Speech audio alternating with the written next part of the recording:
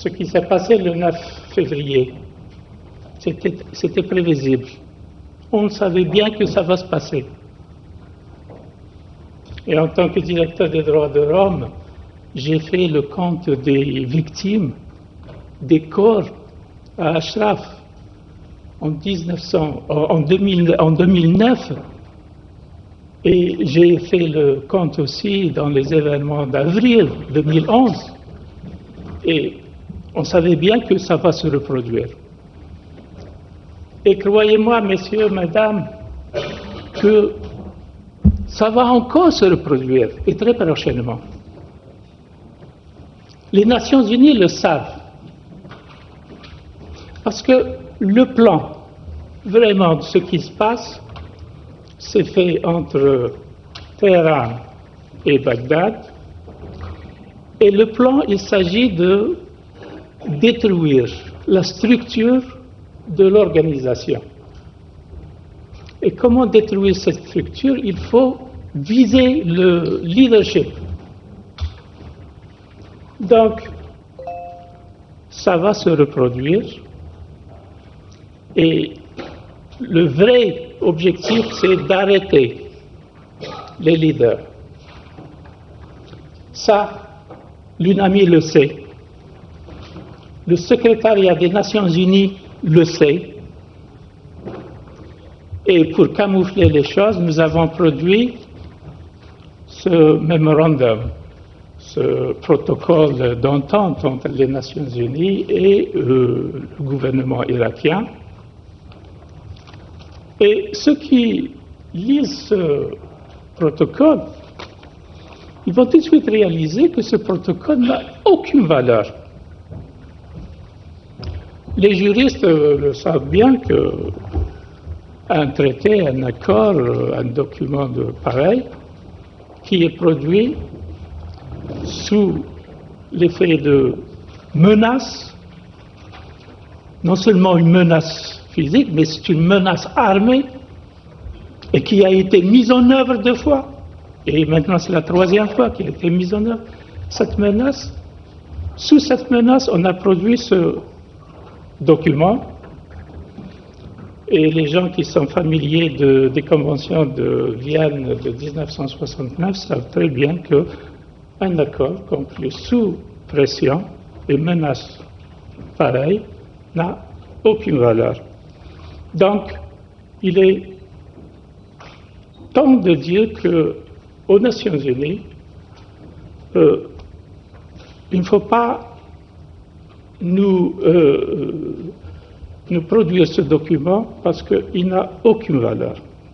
Nous demandons au secrétariat des Nations Unies, tout d'abord, de déclarer que ce document n'a aucune valeur, mais aussi de demander des comptes à des gens qui ont produit un programme pareil, sachant qu'il va aboutir à éventuellement l'anéantissement des résidents du camp de Liberté.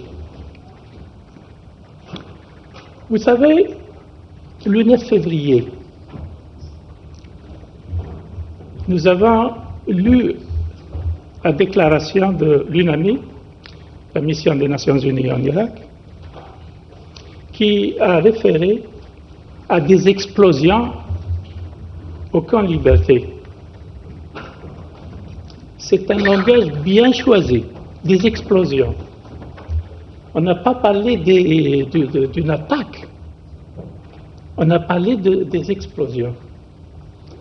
C'est-à-dire qu'on est en train d'orienter, si jamais il y aura investigation, on est en train d'orienter, de dire qu'il y a des explosions dans le camp. C'est-à-dire que ça n'a rien à faire avec les Irakiens. Ça, c'est la déclaration de l'UNAMI. Et le même jour, il y a eu aussi une déclaration de l'ambassadeur de l'Allemagne à Bagdad. Et comme vous le savez, l'ambassadeur d'Allemagne à Bagdad est Madame Kobler. Alors, Madame Kobler se félicite que le gouvernement irakien a décidé de clarifier ce qui s'est passé au camp de Liberté. Clarifier, c'est-à-dire que, dans un sens, on sait très bien que l'événement a été préparé, l'attaque a eu lieu, et maintenant, elle se félicite qu'il y aura des clarifications. Mais elle ne s'arrête pas là.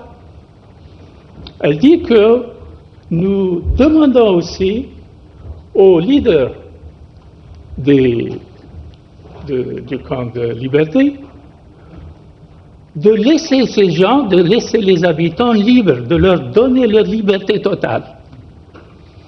Là aussi, c'est grave parce que on est en train de demander au gouvernement irakien d'intervenir dans le camp pour interpeller, pour arrêter les leaders du camp.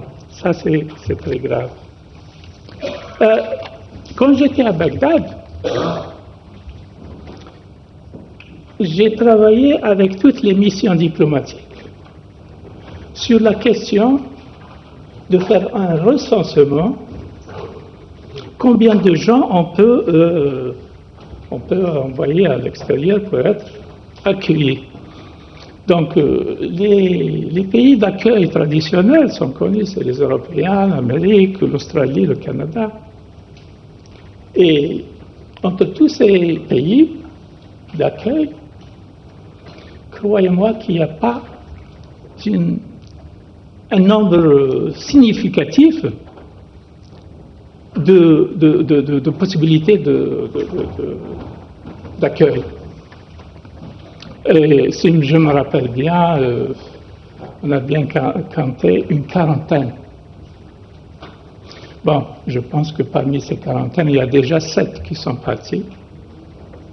Il y a peut-être 33 qui restent et qui éventuellement vont partir. Mais est-ce que ça va résoudre la question d'Ashraf? Non, ça ne va pas résoudre. Et aussi pourquoi l'UNHCR ne veut pas terminer sa procédure?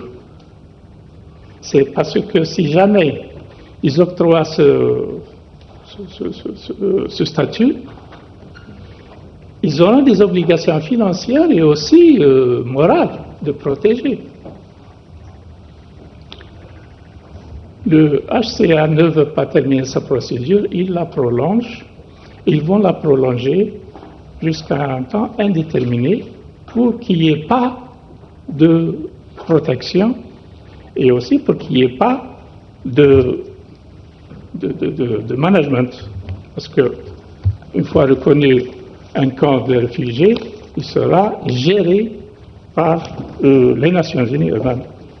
Vous savez très bien que l'Union européenne dépense en Irak 3 milliards.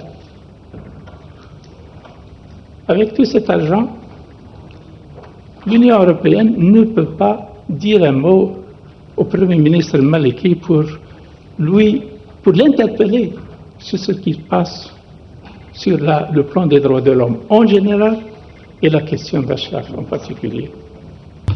Comme plusieurs intervenants qui sont venus avant, vous savez que je suis un ancien combattant puisque ça fait près de 15 ans, plus de 10 ans, que je suis à vos côtés et que j'ai pu voir à la fois des grands moments et des moments de déprime. D'ailleurs, aujourd'hui, on est plutôt dans un moment triste, dans lequel il faut prendre des décisions rapides pour sauver des gens qui risquent, au moment où on parle, d'être tués. Il est soutenu, l'homme qui a vocation à participer en Iran, et bien entendu, en attendant ce moment, à court terme, il faut éviter l'irrémédiable. À court terme, il s'agit d'obtenir que les gens de Liberty soient protégés. Bien entendu, comme vous le souhaitez, nous demanderons le transfert des gens de Liberty, le retransfert vers Ashraf. Bien entendu aussi, comme il a été suggéré, je crois qu'il faut que nous intervenions fort, très fort, à l'égard de l'ONU, de façon à ce qu'elle remplisse ses devoirs, et à l'égard du gouvernement français, qui ne doit, bien entendu, pas négliger toutes les obligations qu'il a dans votre affaire. Le terrorisme, il est global, et d'ailleurs, l'expérience montre que toutes les organisations terroristes ont des ramifications entre elles. Elles n'ont d'ailleurs pas seulement des ramifications entre elles, elles ont aussi des ramifications avec les milieux de la grande criminalité. Eh bien, moi, je propose, et c'est une chose très simple à faire, il faudrait que des instructions soient données aux services de sécurité français, en l'occurrence, de cesser d'avoir des relations avec le VEVAC. Ça, c'est pas difficile, il n'y a pas besoin d'aller dans l'Assemblée, il n'y a même pas besoin de prendre un décret ou un arrêté, et quand on regarde les conditions dans lesquelles il y a exactement, presque exactement maintenant, 10 ans, à la fois le gouvernement américain et le gouvernement français, qui se sont livrés aux mêmes turpitudes, ont pu composer avec le régime iranien. Comment ces services se sont entendus avec le VEVAC pour aboutir à cette double agression contre l'OMPI et le CNRI,